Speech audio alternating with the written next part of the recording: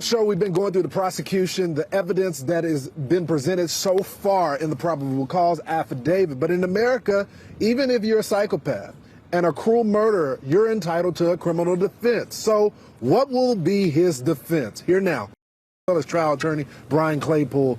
Brian, you've been doing this for a long time, brother. There's a lot to rip apart also in this probable cause affidavit if you're on the criminal defense side. What do you see, sir? Hey, Lawrence, great to be with you. Look, at the end of the day, defense lawyers are going to create a trial within a trial.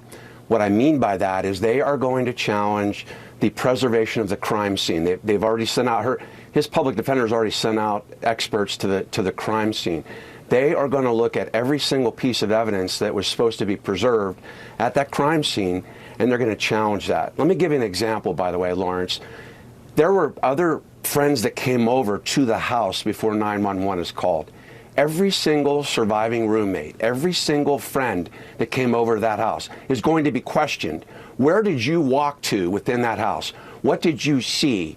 What did you touch while you were in that house? For example, when you walked into the room, did you see the sheath from the knife on the bed?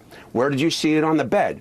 Was it right next to the right-hand part of one of the deceased body? Did you see any blood spatter on the sheath? Did you see a footprint? Did you walk in the area where that footprint was? So these defense lawyers, by the way, Lawrence, they're also going to get audio tapes of every single interview. So they're going to be able to sit and listen to every single question that was asked of every single person that was in that home from 4 a.m.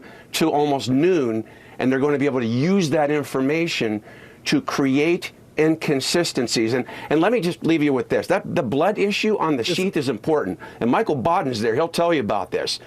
There was a violent struggle.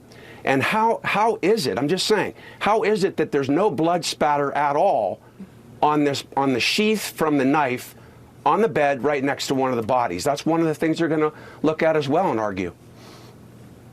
Yeah, they're going to bring their own CSI experts and their own private investigators. They've already been on the crime scene. Yeah, I'm waiting for that defense.